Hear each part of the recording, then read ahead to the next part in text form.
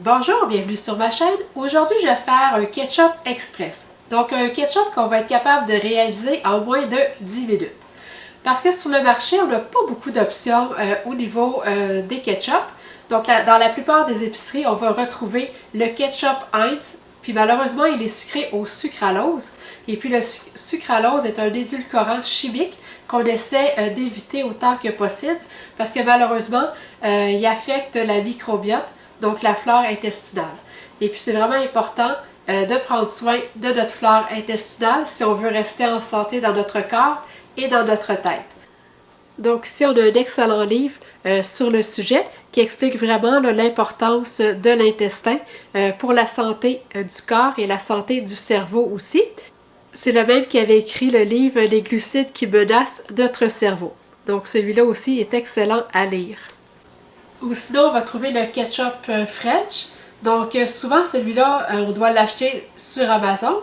Et puis vraiment une très très belle liste d'ingrédients.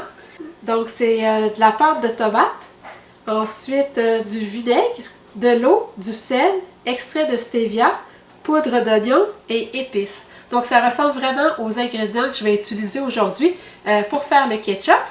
Il y a aussi une autre option, c'est le ketchup menu bleu qu'on retrouve chez Provigo.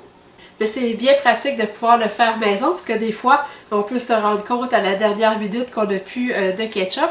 Donc, d'avoir une option simple et rapide pour en faire à la maison. Puis c'est très très économique aussi. Ça demande presque pas d'ingrédients. Puis c'est des ingrédients qui coûtent vraiment presque rien. Donc, je m'installe et je vous reviens dans quelques secondes.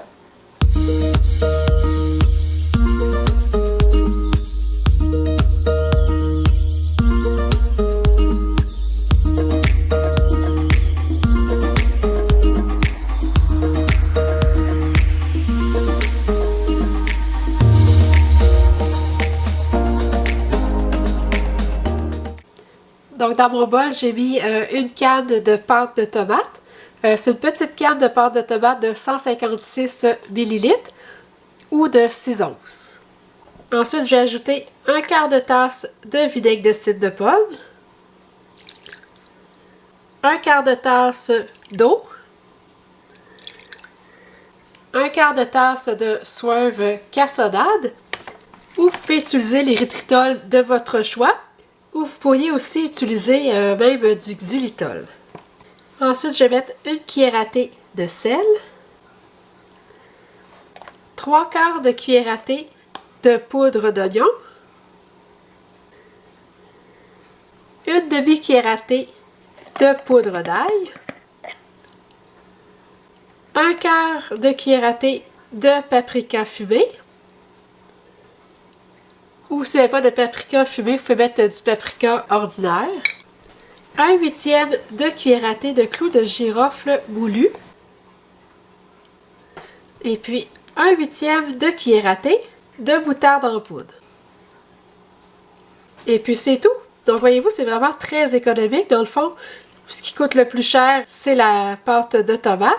Puis on s'entend, là, c'est souvent en spécial à moins d'1 $. Là, donc ça coûte vraiment pas cher de faire notre ketchup maison.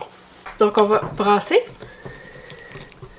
Donc on s'assure de bien dissoudre la cassonade dans le mélange. La texture est vraiment belle. Donc là, ça va être important de goûter pour s'assurer que c'est assez salé et puis que c'est assez sucré aussi à notre goût. Donc on obtient vraiment un très très beau ketchup, très appétissant. La texture est belle, la couleur aussi.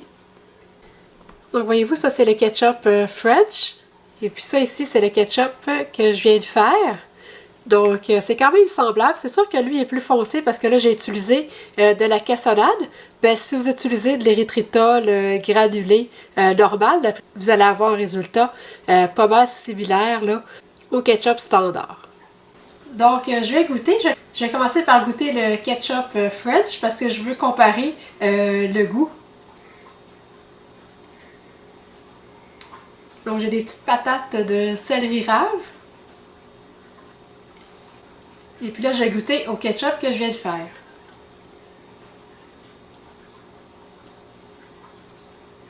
Vraiment, le ketchup maison est aussi bon que le ketchup French. J'ai de la misère à faire la différence entre les deux. Le goût est vraiment parfait. Donc, j'espère vous avoir convaincu que ça vaut la peine de faire son ketchup maison. Comme vous avez pu voir, c'est très simple et très rapide à faire.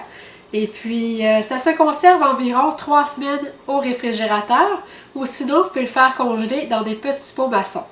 Donc, faites-moi un thumbs up si vous avez aimé la vidéo. N'oubliez pas de vous abonner à ma chaîne et puis on se revoit bientôt. Merci!